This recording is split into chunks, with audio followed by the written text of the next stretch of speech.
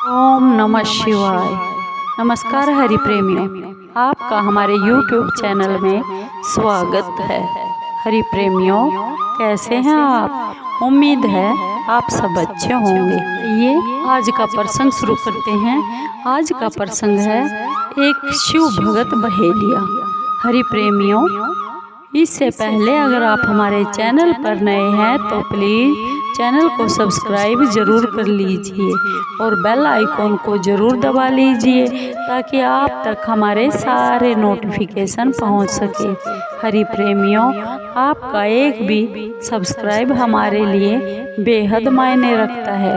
आइए आज का ये प्रसंग शुरू करते हैं। ये कहानी, ये प्रेरणादायक कहानी शुरू करते हैं। एक शिव भगत बहेलिया। हरि प्रेमियों, एक गांव में एक बहेलिया रहता था। उसका नाम हरिया था। वह गांव में जाल बिछाकर पक्षियों को पकड़ता था, जैसे चिड़िया, कबूतर, तोता, मैना, और फिर उन्हें पिंजरे में बंद करके अपने घर पर रख लेता था और फिर गांव के ही बाजार में जाकर उसे बेच देता था। हरिया के घर में उसकी पत्नी थी, उसका नाम शोभा था। वह भगवान शिव की परम भक्त थी। एक दिन रात को भगवान शिव की पूजा कर रही थी। शोभा अपने पति के काम से बिल्कुल भी प्रसन्न नहीं थी। वह खुश नहीं थी। वह हर रोज उसे रोकती थी। एक दिन की बात है, उसने अपने पति हरिया से कहा, सुनो जी, तुम जिन पंछियों को पकड़ते हो और फिर बाजार में बेच कर आते हो, उन्हें कितना दुख होता होगा, कितनी तकलीफ होती होगी। अपनी पत्नी शोभा की बात सुनकर हरिया हंसने लगा और वह अपनी पत्नी से बोला, तुझे कैसे पता है कि इन्हें बहुत तकलीफ होती है? इन्हें बाजार में बेचकर मुझे अच्छे पैसे मिलते हैं, फिर तुम मुझे क्यों रोकती हो? यह सुनकर उसकी पत्नी शोभा रोने लगी और बोली, आपको शायद यह नहीं मालूम कि इन भोले भाले बेजुबान पक्षियों की जो हाय है वह हमें लग रही है और इसी के कारण हमारे कोई भी संतान नहीं है। मैं दिन और रात भगवान शिव की आराधना करती हूँ, लेकिन फिर भी हम संतान के सुख से वंचित हैं। तब हरिया अपनी पत्नी से बोला, मैं यह सब नहीं मानता, तू भी इसके बारे में आज से सोचना बंद कर दे। यह कहकर हरिया घर से पक्षियों को पकड़ने के लिए चल पड़ा। शाम हुई। शाम को हरिया पिंजरे से में पक्षियों को लेकर आता है और जो अपनी झोपड़ी में रख देता है। फिर अगले दिन फिर से पक्षियों को पकड़ने के लिए जाता है और तभी कोई घर का दरवाज़ा खटखटाता है। शोभा, हरिया की पत्नी, दरवाज़ा खोलती है और क्या देखती है कि उसके सामने एक ब्राह्मण और उसकी पत्नी साथ में खड़े हैं। शोभा उनसे कहती है, हे महाराज, आप कौन हैं? कौन लोग हैं? तब ब्राह्मण कहता है, हे बेटी, हम बहुत दूर से आए हैं। इस गांव की शिव मंदिर में अमर कथा को पढ़ने के लिए आए हैं, बाँचने के लिए आए हैं। इसलिए हम घर घर जाकर शिव कथा करने का, उसमें आने का निमंत्रण दे रहे हैं। तुम्हें भी कल से अपने परिवार के साथ शिव मंदिर में आना होगा और कथा सुनना होगा। यह सुनकर शोभा बहुत खुश हो गई और वह बोली, हे ब्राह्मण देवता, मेरे तो भाग्य ही खुल गए। ऐसा अवसर तो बहुत भाग्य वालों को ही मिलता है, परंतु आप दोनों की रहने की व्यवस्था कहाँ पर है? तब वह ब्राह्मण बोला, बेटी, इस गांव के मंदिर का जो पंडित जी है, उसने हमारा रहने का इंतजाम मंदिर में ही कर दिया है और इस गांव में जो भी हमें प्यार से भोजन कराएगा, हमारा सम्मान करेगा, वहीं पर हम भोजन भी कर लेंगे। यह सुनकर उस बहेलिए की पत्नी शोभा की आंखों में आंसू बह निकले और वह रोते हुए बोली, हे ब्राह्मण देवता, मैं बहुत गरीब हूँ, लेकिन मेरी इच्छा बहुत है कि जब तक आप इस गांव में रहे आप मेरे घर में ही भोजन प्रसाद ले, परंतु मेरे घर में जो भी रूखा सूखा है आपको वह पसंद नहीं आएगा। यह सुनकर वह ब्राह्मण और उसकी पत्नी बोली, बेटी तुम चिंता क्यों करती हो? यदि तुम्हारी इच्छा ऐसी ही है हमें भोजन करवाने की, तो हम हर दिन तुम्हारे घर पर ही भोजन किया करेंगे और तुम्हारे रूखे सूखे एक निवाले से ही हमारा पेट भर जाएगा, हमारी तृप्ति हो जाएगी। यह सुनकर शोभा बहुत खुश हो गई और वह बोली, मैं आपके लिए भोजन की तैयारी करती हूँ। तब ब्राह्मण ने कहा, माई तुम भोजन तैयार करो, जब तक हम पूरे गांव में निमंत्रण देकर तुम्हारे घर पर आ जाएंगे। यह कहकर दोनों ब्राह्मण और ब्राह्मणी चले गए। शोभा उन ब्राह्मण और ब्राह्मणियों के लिए भोजन तैयार करने लगे। कुछ समय बीत गया और कुछ समय बीत जाने के बाद दोनों पति पत्नी शोभा के घर भोजन करने के लिए आ गए। जब वे भोजन करने बैठते हैं तभी ब्राह्मण की नज़र पिंजरे में पक्षियों पर पड़ती है। वे उठकर अपने स्थान से खड़े हो जाते हैं। शोभा ब्राह्मण से पूछती है, महाराज क्या मुझसे कोई भूल हो गई है? ब्राह्मण ने क्रोधित होकर बोला, तुमने इन बेजुबान पक्षियों को अपने पिंजरे में कैद कर रखा है। हम तुम्हारे घर का भोजन कभी नहीं कर सकते। तुम भगवान शिव की अमर कथा तो सुनना चाहती हो और उनके प्रिय कबूतरों को तुमने कैद कर रखा है।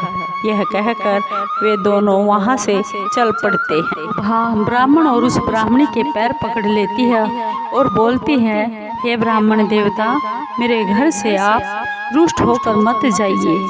मैं तो वैसे भी संतान के सुख से वंचित रह हूँ।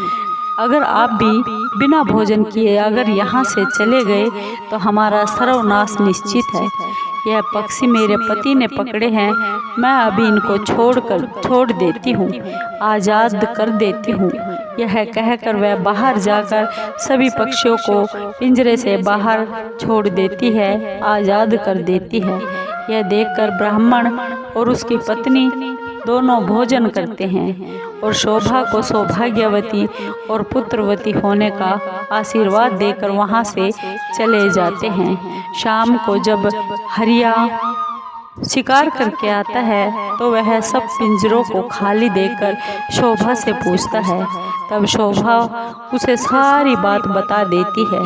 हरिया बहुत गुस्से में बोलता है, मैं इतनी मेहनत करके पक्षियों को पकड़ कर लाया था और तूने ये सब पंछियों को उड़ा दिया। आज के बाद किसी को भोजन पर मत बुलाना। तब शोभा बोलती है, मैंने तो उन दोनों को 7 दिनों का न्योता दे दिया है, अब मैं पीछे नहीं हट सकती।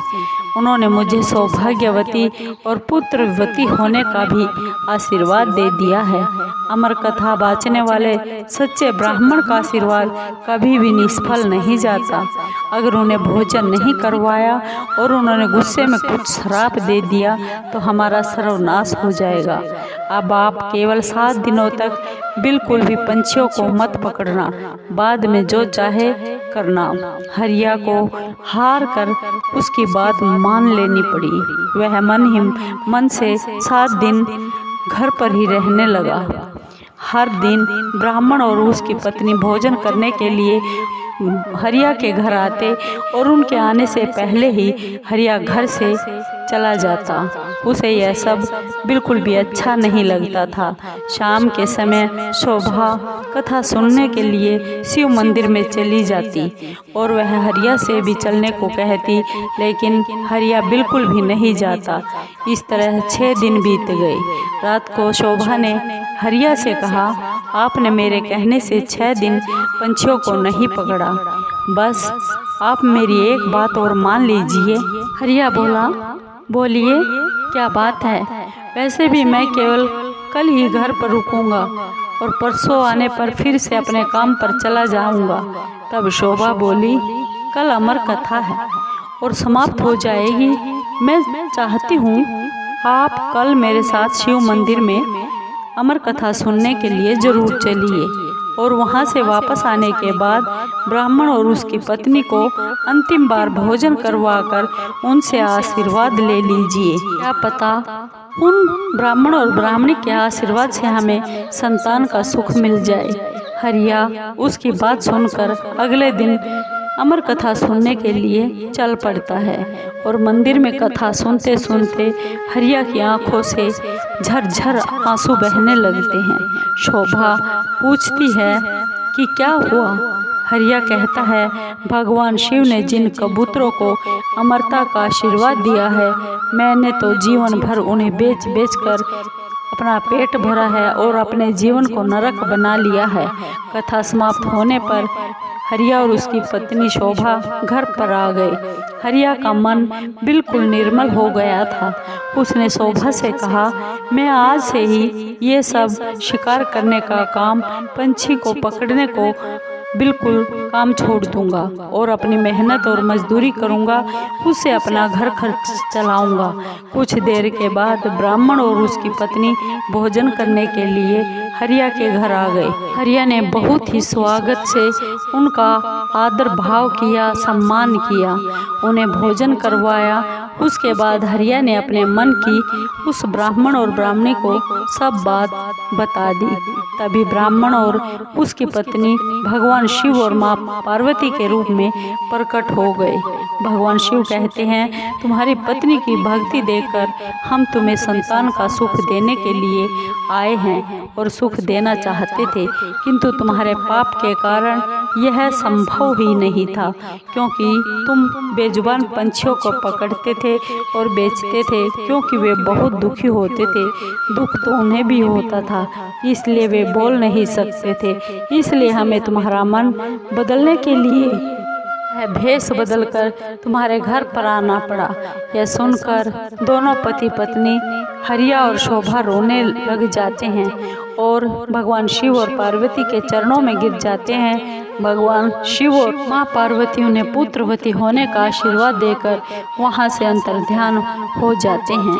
भगवान के आशीर्वाद से उनके घर पर एक सुंदर कन्या का जन्म होता है। कन्या के आने के बाद फिर से उनके दिन बदल जाते हैं और वो काफ़ी धनवान हो जाते हैं। हरि प्रेमियों, आपको ये शिव भक्त बहेलिये की कथा कहानी कैसी लगी? अगर आपको अच्छी लगी हो तो प्लीज़ चैनल को सब्सक्राइब कीजिए, लाइक कीजिए और शेयर कीजिए। हरि प्रेमियों, ओम नमः शिवाय।